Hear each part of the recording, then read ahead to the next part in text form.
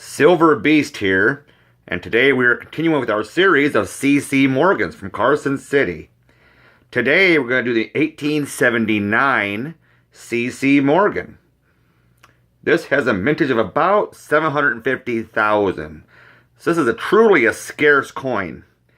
This is something that if you want to collect, if you're on a budget, you're to get a grade like this. A grade like this, Fine 12, it's going to run you probably about $200, give or take. This coin in mint state is extremely rare. In fact, it is the second rarest of the C.C. Morgans after the 1889 C.C. This coin in MS-63, for instance, would run you about $6,000. This is something that you definitely want to make sure that if you're a well-heeled collector, to really do your due diligence to find a nice, strong strike example of this. These generally are pretty decent coins as far as their overall strike. There are two varieties. There's the regular CC, then there's the CC over the small CC. Both coins are relatively same in population. I believe the regular CC is a little more popular with collectors. Either one, it'd be a fine addition to your set. These were well struck on both the averse and the reverse. It generally has good luster if in higher grades. So these coins are generally in mint state grades and high AU, very attractive coins. There are some proof-like ones, but they are not totally common. You gotta really be careful on these as far as trying to find something that really fits the bill. There were a lot of these that were probably melted in the Pittman Act of 1918, and as well as many of the other Morgans.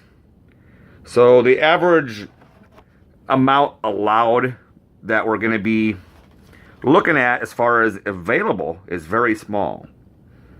There are probably only several thousand coins in mint state, and with a lot of collectors wanting these dates, this is the reason why they're so expensive.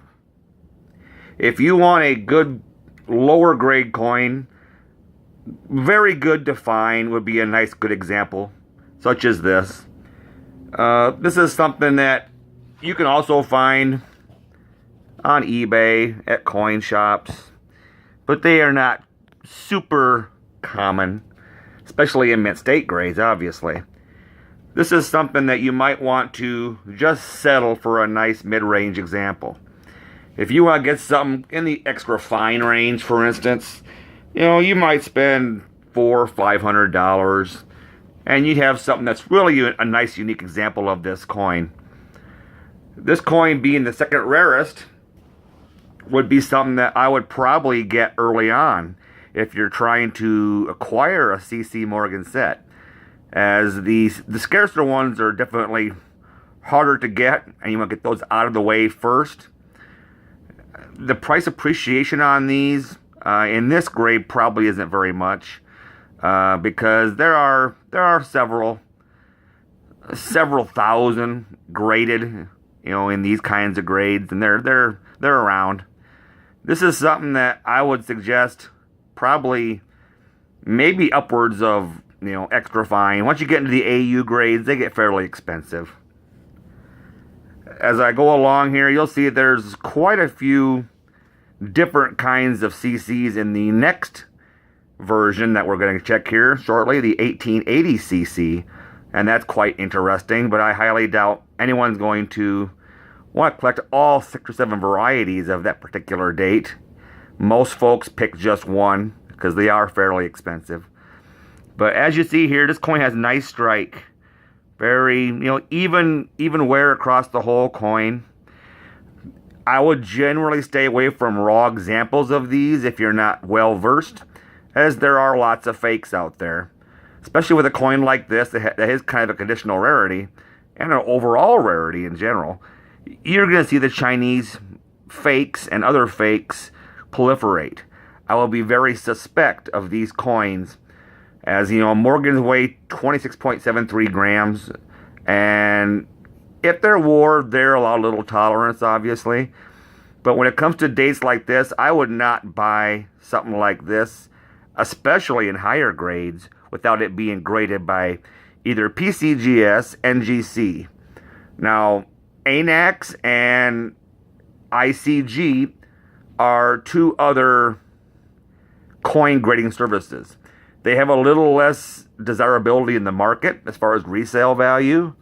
If you find a coin in one of these holders, the coin is very much going to be genuinely a real coin. The grade might be subject. You got to do your due diligence and grade on the coin, not on the holder. That's a big mistake a lot of folks make. They see the grade on the holder and the dealer asks a certain price and they pay the price. And not all coins are equal. Each one is subjective. Some coins might be technically a certain grade, but you break them down and if you look at them, they're not attractive. Maybe they have some bad toning. Maybe they have a real light strike. They have some nicks, some abrasions. Could be some possible scratches that maybe the company's overlooked at the third party situation.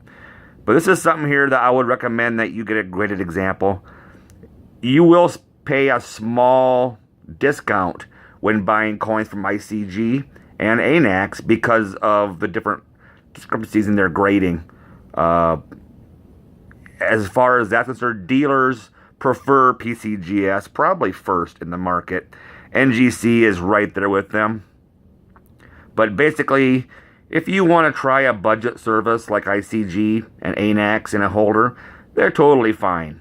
I would avoid any of these coins in basement slabbers, we'll call them. They have weird names. They have names that sound similar to the main services, but they're not. These kinds of places, although the coins probably are real, the grades are probably way inflated. You might be buying a coin that is said it's extra fine, and maybe it's a low, very fine, or maybe it's been cleaned. And obviously, clean coins aren't desirable in the marketplace for the most part, unless you're looking for a lowball situation.